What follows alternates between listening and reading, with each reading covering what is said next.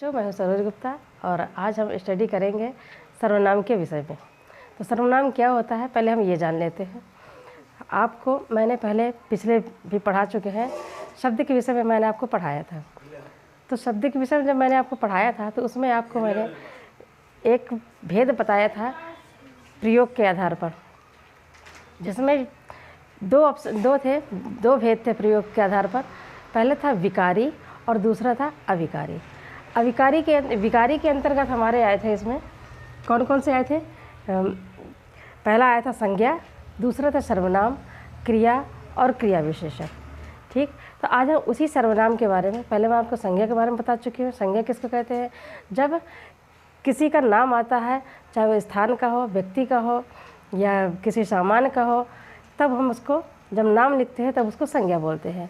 लेकिन जब उसके स्थान पर संज्ञा के नाम के स्थान पर जिन शब्दों का प्रयोग किया जाता है उसे हम सर्वनाम कहते हैं। सर्वनाम की परिभाषा, जो शब्द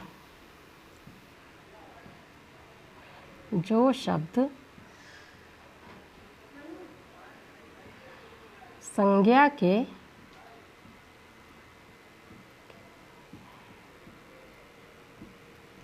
स्थान पे संज्ञा के स्थान में बोले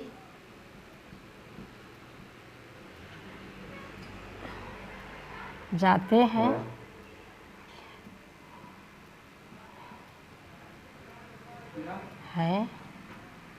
उन्हें सर्वनाम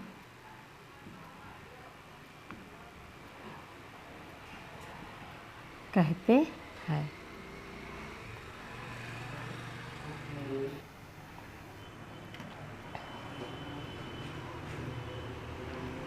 ठीक है, सर्वनाम किसको कहते हैं? जो संज्ञा के स्थान में बोले जाते हैं उन्हें हम सर्वनाम कहते हैं।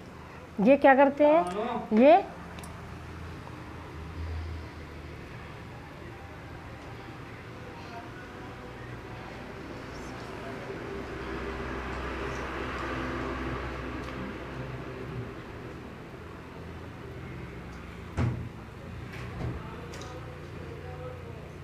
संज्ञा की पुनरावृत्ति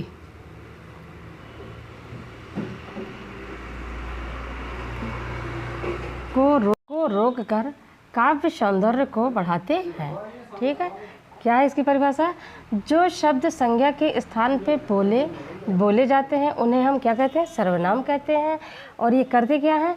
ये संज्ञा की पुनरावृत्ति, जैसे कोई वाक्य हम लिख रहे हैं, कोई सेंटेंस लिख रहे हैं तो उसमें बार बार उसकी जो पुनरावृत्ति होती है नाम की, तो उसको रोक करके ये काव्य सौंदर्य को बढ़ाते हैं। तो किनको कहते हैं ये?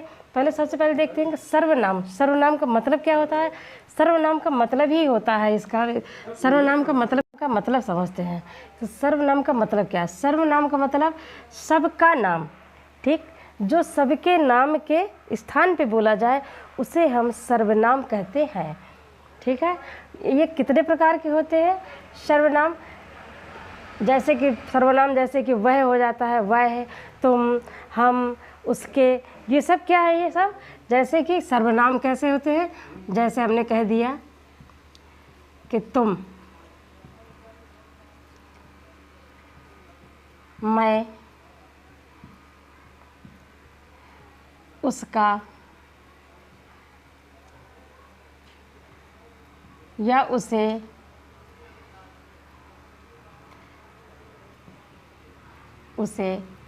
आदि। तो ये सब क्या होते हैं? ये सब सर्वनाम होते हैं। जैसे तुम है, मैं, उसका, उसे, उन्हें, उसके लिए, तो ये सब सर्वनाम में आ जाते हैं। ठीक है, तो एक उदाहरण देखते हैं। जैसे कि मान लीजिए हमने एक शब्द लिखा, एक वाक्य हमने लिखा कि मान लीजिए सीता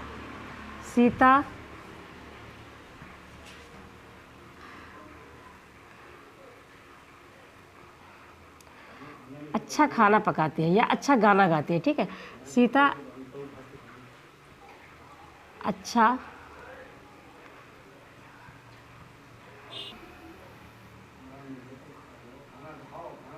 पढ़ाई में भी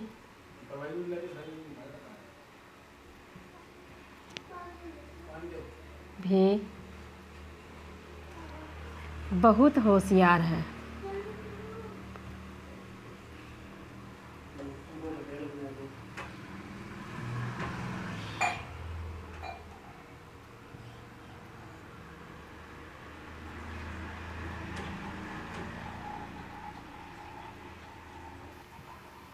खेल कूद में भी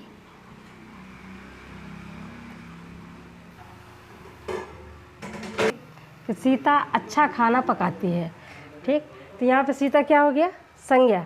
लेकिन यदि हमने यहाँ पे वह के बजाय सीता लिख दिया, सीता पढ़ाई में भी बहुत होशियार है, सीता खेल कूद में भी आगे है, तो सीता सीता सीता बार बार आया, तो ये वाक्य कम अच्छा लगेगा। लेकिन जिसको एक वाक्य में जैसे बनाया गया, सीता अच्छा खाना पकाती है, वह पढ़ाई में भी बहुत होशियार है और खेल कूद में भी आगे है। तो यहाँ पर सीता की जगह बार बार सीता के बजाय हमने उसकी पुनरावृत्ति को रोक करके सर्वनाम का प्रयोग किया है। तो यहाँ पे सर्वनाम क्या बनता है? ये भी ये सर्वनाम है, जिसको जोड़ करके हमने वाक्य की सौंदर्य, इसमें वाक्य में सौंदर्य बढ़ गया। बार बार सीता का प्रयोग ना करें, यदि सीता का बार बार प्रयोग करेंगे तो वो वाक्य कम अच्छा लगेगा। लेकिन इसमें सर्वनाम का, सीता की जगह पे सर्वनाम का प्रयोग करके हमने क्या किया है कि इससे जो है वाक्य में सौंदर्य बढ़ गया है। तो यही काम होता है कि सर्वनाम संज्ञा की बार बार पुनरावृत्ति को रोकता है और काव्य की सौंदर्य बढ़ाता है। ये कितने, अब देखते हैं कि होते कितने प्रकार के हैं। तो ये सर्वनाम 6 प्रकार के होते हैं। ठीक, कितने प्रकार के होते हैं ये सर्वनाम? सर्वनाम 6 प्रकार के होते हैं।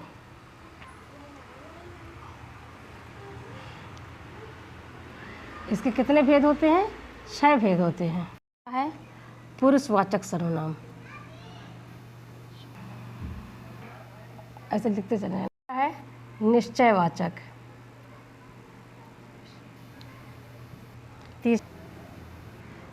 अनिश्चयवाचक, चौथा है निजवाचक,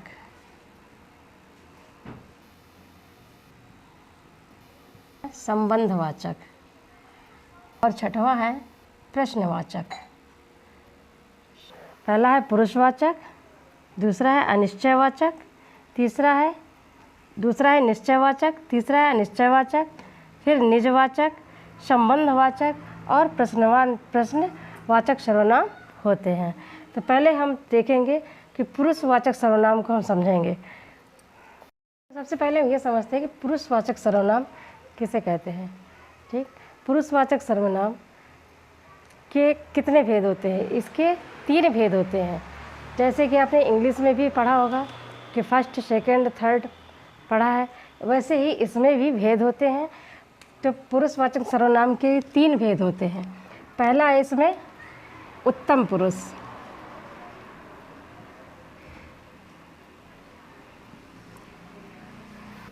दूसरा है इसमें मध्यम पुरुष, और तीसरा जिसे हम थर्ड पर्सन कहते हैं, वो हिंदी में उसे अन्य पुरुष कहते हैं।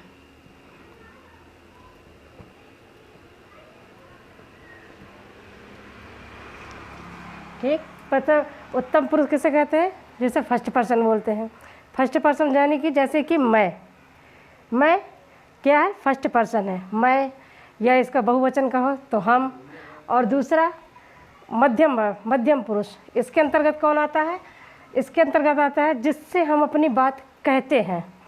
ठीक, पहला वो जो बोलता है और दूसरा जो सुनता है, और अन्य पुरुष में वो आता है जो तीसरा, जिसके बारे में कहा जाता है, वो तीसरा होता है, थर्ड पर्सन उसको बोलते हैं, जिसे हम हिंदी में अन्य पुरुष के नाम से जानते हैं।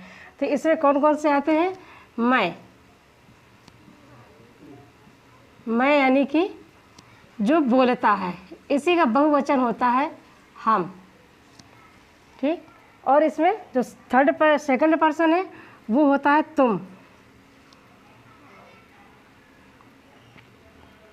तुम करो, तुम्हारे।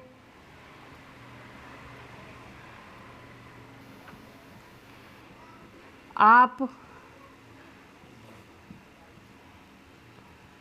और थर्ड अन्य पुरुष में जिसके बारे में कहा जाता है, जैसे कि वो किसी तीसरे के बारे में जो कहा जाता है उसे हम अन्य पुरुष कहते हैं।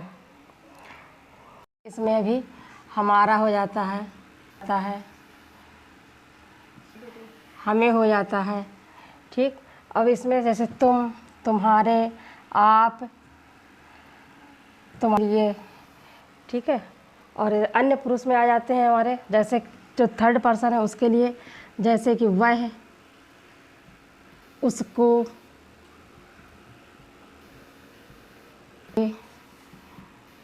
उसके, उसे, वे,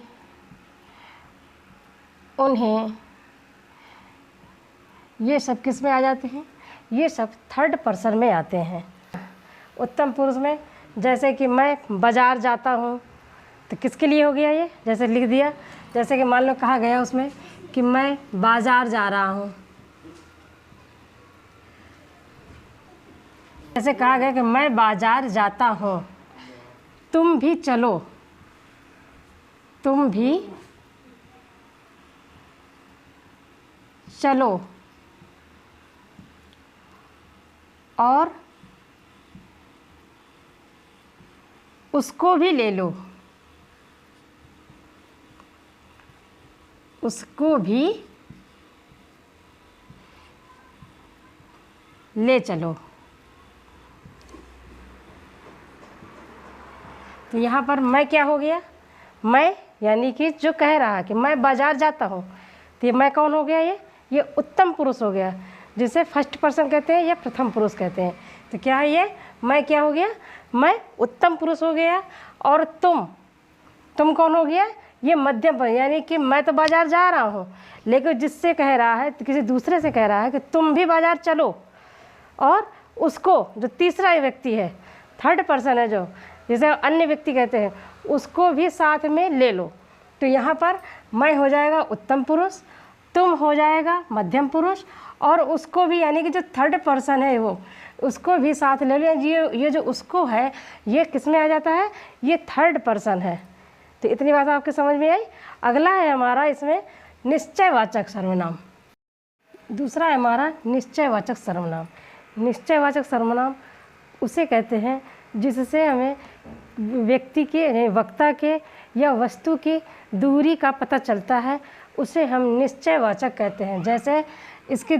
जैसे इनमें किसका प्रयोग होता है? जैसे कि यह आता है इसमें, यह और वह, ठीक है।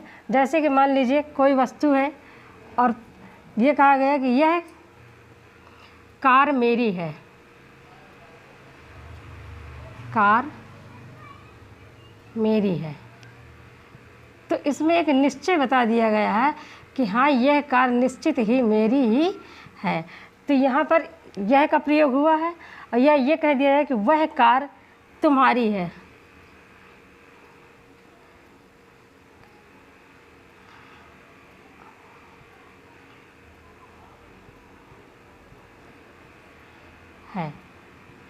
तो इनमें क्या आ जाता है? इसमें निश्चयवाचक आ जाता है, क्योंकि इसमें बताया जा रहा है कि हाँ, ये बात बिल्कुल निश्चित है कि यह मेरी कार है, और वो जो दूर खड़ी है वो तुम्हारी कार है, ठीक है।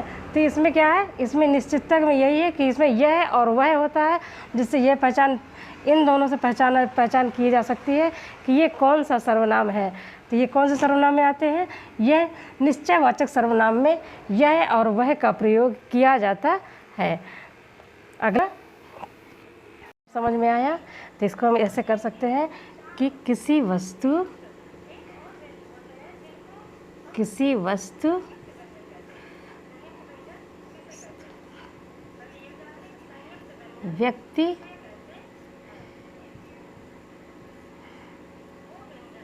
व्यक्ति या स्थान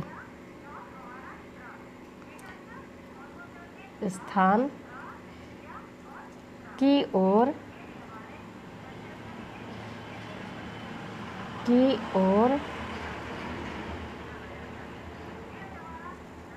संकेत करने वाले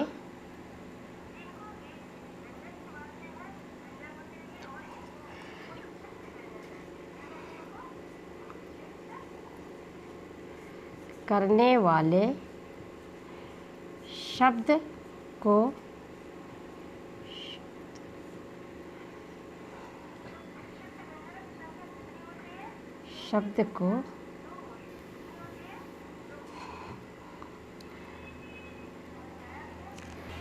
वाचक शब्द को निश्चयवाचक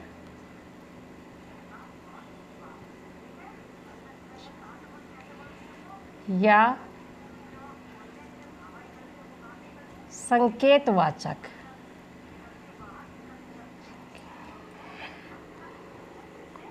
वाचक सर्वनाम कहते हैं।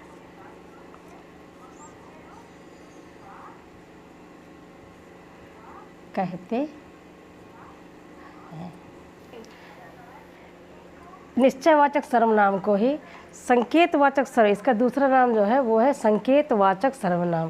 तो इतना समझ में आया कि वही निश्चयवाचक सर्वनाम है और इसी को संकेतवाचक सर्वनाम भी कहते हैं। अगला है हमारा अनिश्चयवाचक सर्वनाम। अगला है अनिश्चयवाचक सर्वनाम। ये किस अनिश्चयवाचक सर्वनाम का मतलब जिसके आने का कोई समय निश्चित ना हो, समय का हो या कुछ भी हो, जिसमें कोई निश्चितता न दिखाया जाए जिस वाक्य में, उसे हम अनिश्चितवाचक सर्वनाम कहते हैं। किसी अनिश्चितवाचक व्यक्ति, चाहे व्यक्ति हो या वस्तु के लिए प्रयुक्त होने वाले शब्द अनिश्चयवाचक सर्वनाम कहलाते हैं। जैसे इनको कैसे बोलेंगे, जैसे इनका कोई, इसमें कौन कौन शब्द आ जाते हैं, जैसे कोई, कुछ या किसी।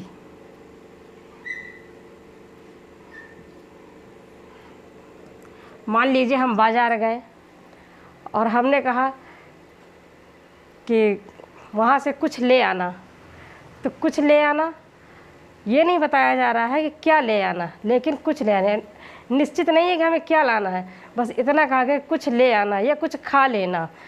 तो इसको हम कहेंगे अनिश्चित, मतलब खाने के लिए कहा जा रहा है, लाने के लिए कहा जा रहा है, लेकिन ये निश्चित नहीं है कि हमें लेके क्या आना है या खाने में हमें क्या खाना है। तो यहाँ पर क्या होगा, अनिश्चितवाचक सर्वनाम।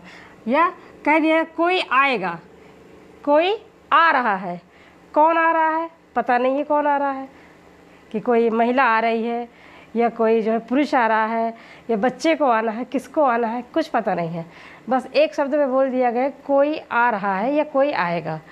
तो यहाँ पर निश्चित नहीं दिखाया जा रहा है कि किसको आना है। तो ऐसे वाक्यों में जब जिसमें कोई, कुछ या किसी का प्रयोग हो तो उन्हें को अनिश्चित वाचक सर्वनाम कहा जाता है। ठीक है, समझ में आया आपके? जैसे कि कह दिया जाए या और समझाएं, जैसे कोई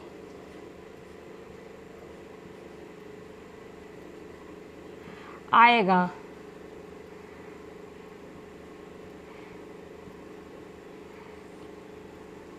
ये बता दिया कोई आएगा, कौन आएगा हमें नहीं है पता। ठीक वैसे ही कुछ के लिए, कुछ बाज़ार जाना है, बाज़ार गए हो या नहीं कुछ भी हो या कहीं जा रहे हो, कह दिया जाता है कुछ खा लेना, कुछ खा लेना।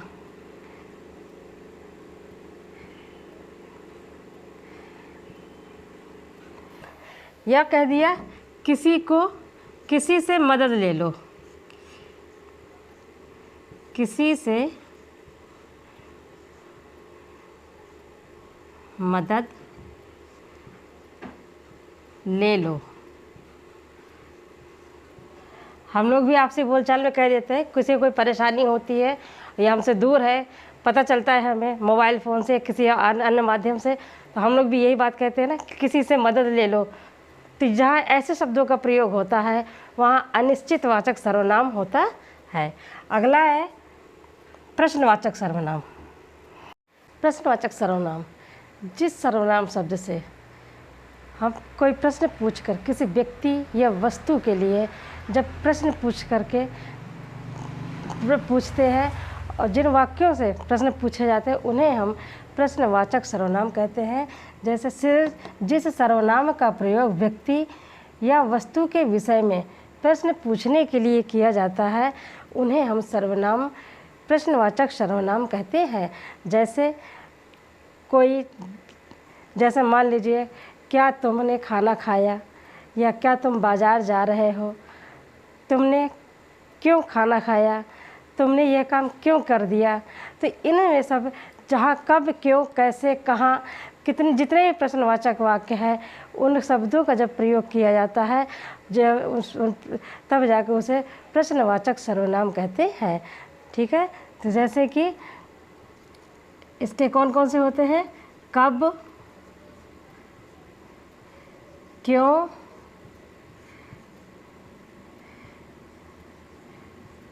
कैसे, कहाँ। ठीक है। जिन सर्वनाम ने जैसे कब, क्यों, कैसे, कहाँ, इन सर्वनामों का प्रयोग करके जिन वाक्यों को पूरा किया जाता है उसे हम प्रश्नवाचक सर्वनाम कहते हैं। जैसे मान लीजिए हमने कहा कि तुम क्या कर रही हो। ठीक। जैसे मान लिया हमने लिखा कि तुम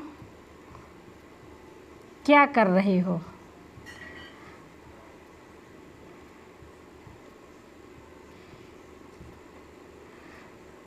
तो यहाँ पर कौन सा सर्वनाम आया? क्या सर्वनाम आ गया। तो इस तरह से जिनमें इन प्रश्नवाचक वाक्य आते हैं उन्हें हम प्रश्नवाचक सर्वनाम कहते हैं। अगला है हमारा नंबर है निजवाचक सर्वनाम। पहले इसका मतलब समझो। निज यानी कि खुद करने वाले काम, वो काम जिन्हें हम स्वयं करें उन्हें हम निजवाचक सर्वनाम कहते हैं। इन सर्वनामों में ये सर्वनाम जिनमें स्वयं, अपने आप, खुद या आप, ठीक है, आप, इन शब्दों का जहाँ प्रयोग होता है उन्हें हम निजवाचक सर्वनाम कहते हैं। ठीक है। कहाँ होता है? जब स्वयं के करने की बात आती है। जैसे आप जाओ और मैं इस काम को स्वयं कर लूँगा, यानी खुद कर लूँगा। तो ऐसे शब्दों में जहाँ ऐसे शब्दों का प्रयोग होता है, इन सर्वनाम का प्रयोग होता है, वहाँ पर निजवाचक सर्वनाम होता है। अगला है हमारा संबंधवाचक सर्वनाम। वो सर्वनाम जो दो शब्दों के बीच में संबंध स्थापित करें, यानी कि जो जोड़ते हों, संबंध स्थापित करते हों, उन्हें हम संबंधवाचक सर्वनाम कहते हैं। जैसे कि संबंध, जो संबंध स्थापित बताता हो। ठीक है। जो दो वाक्यों के बीच में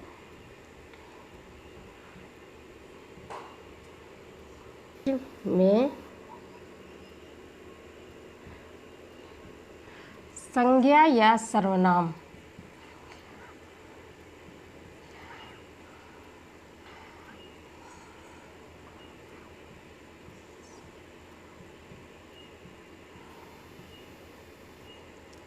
का संबंध बताए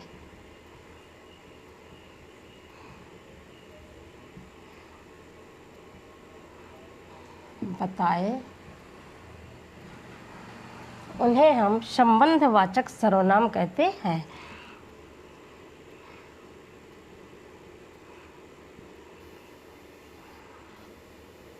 दो वाक्यों के बीच में संज्ञा का या सर्वनाम का संबंध बताते हों उन्हें हम संबंधवाचक कहते हैं। जैसे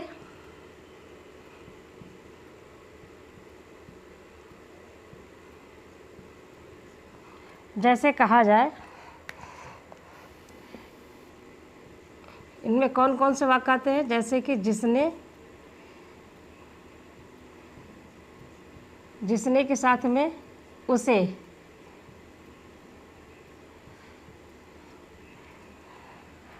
जो,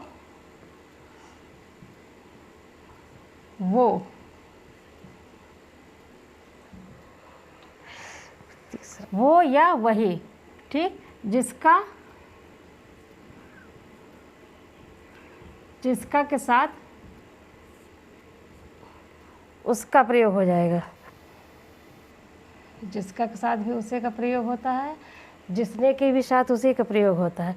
ठीक। जैसे कि हमने कहा कि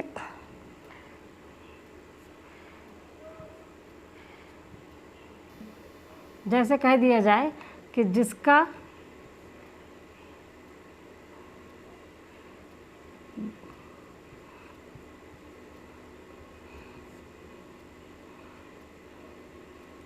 यह घर है, घर है, उसे बुलाओ।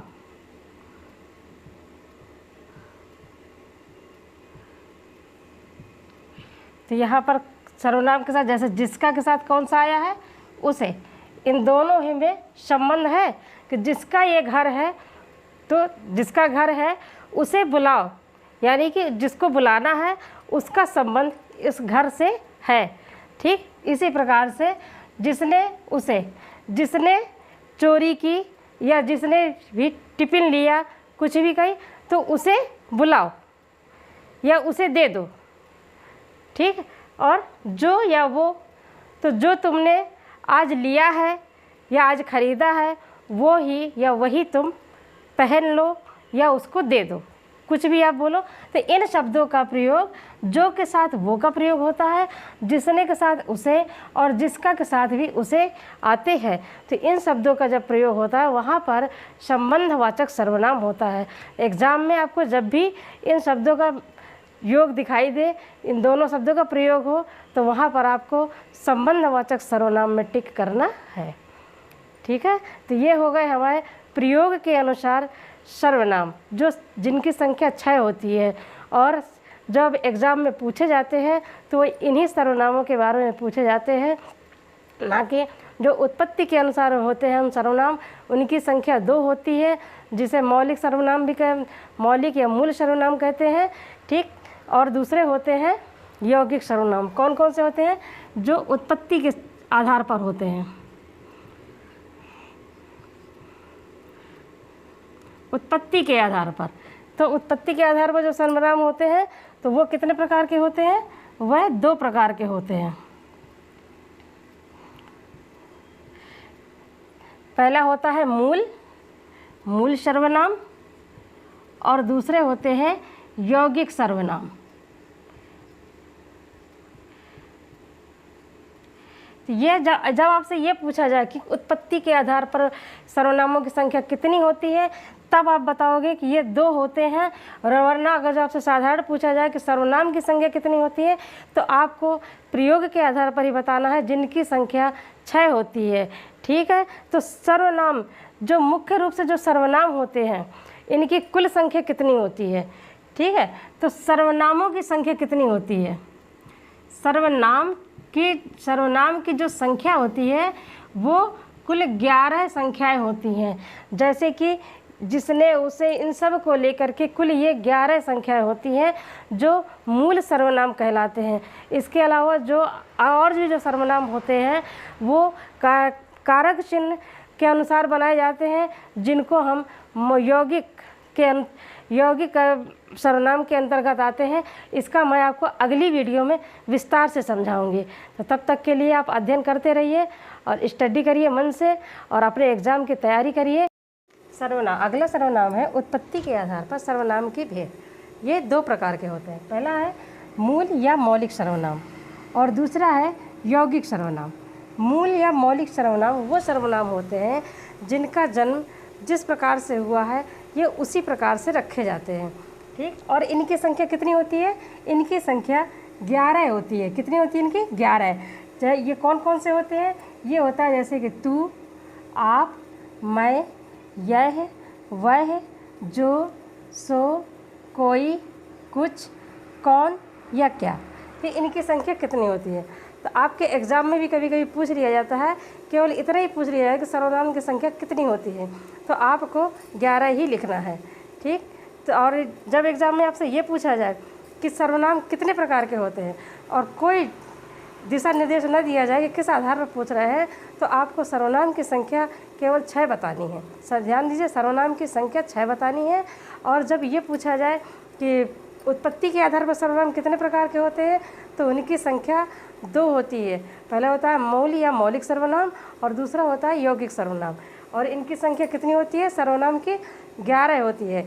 ये वो सर्वनाम होते हैं जो जिस रूप में ये इनका जन्म हुआ है ये उसी रूप में रखे जाते हैं। लेकिन जब इनमें थोड़ी परिवर्तन हो जाता है, जैसे अब 11 के अलावा और भी सर्वनाम माने जाते हैं होते हैं, जैसे कि हमारा है, मेरा, तुमने, तुम्हारा, ये भी सर्वनाम होते हैं। तो ये किसके अंतर्गत आते हैं?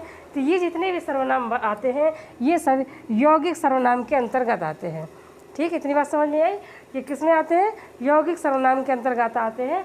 और इनमें कारक, लिंग और कारक का, लिंग का परिवर्तन होता है, वचन का परिवर्तन होता है। इसके आधार पर जो परिवर्तन आता है और उससे जो सर्वनाम बनता है वो यौगिक सर्वनाम के अंतर्गत आता है। जैसे कि मैंने लिया मैं, ठीक, मैं, ये मैं कैसा है?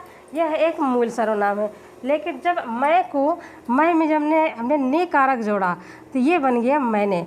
अब ये मैंने किस में आ जाएगा? ये मैंने यौगिक सर्वनाम के अंतर्गत आएगा। ठीक है। और जैसे लिख दिया आप किस में आता है? ये मान लीजिए आप किस में आया? ये आता है मूल सर्वनाम में। लेकिन जब इसमें हमने को कारक जोड़ा तो ये आपको जब आएगा तब इसमें को कारक जोड़ देने से यह आपको बन जाएगा। तो ये आपको जब शब्द आएगा तो किस में आ गया? ये यौगिक सर्वनाम के अंतर्गत आते हैं। अच्छा, तो आज हमने सर्वनाम का जो अध्ययन किया है वह प्रयोग के आधार पर और उत्पत्ति के आधार पर, दोनों ही आधारों पर किया है। उत्पत्ति के आधार पर 2 प्रकार के होते हैं और प्रयोग के आधार पर 6 प्रकार के होते हैं। ठीक है। आपके एग्ज़ाम में जब भी पूछे, यदि कोई डायरेक्शन नहीं दे रहा, वो नहीं बताया जा रहा है कि किस आधार पर बताना है, तो आपको 6 ही लिखना है। ठीक है। एग्ज़ाम में जब आपके आए तो 6 लिखना है। और जब ये पूछा जाएगा कि उत्पत्ति के आधार पर कितने प्रकार के होते हैं, तब आपको 2 लिखना है, जिनमें से एक है मौलिक और दूसरा है यौगिक। ठीक। और यदि ये पूछा जाए कि सर्वनाम की संख्या कितनी होती है, तो वह आपको 11 बतानी है। ठीक है। सर्वनाम की जो संख्या होती है वो 11 होती है। तो ठीक है बच्चों, अब हम आपको मिलते हैं अगली वीडियो में। तब तक आप स्टडी करते रहिए, अध्ययन करिए मन से और अध्ययन करते रहिए। यदि आपको मेरी वीडियो अच्छी लगी हो तो मेरे चैनल को सब्सक्राइब करिए, लाइक करिए और ज़्यादा से ज़्यादा शेयर करिए, जिससे और भी लोग इससे लाभ प्राप्त कर सकें। ठीक है। जय हिंद, जय भारत। अब मिलते हैं अगली वीडियो में।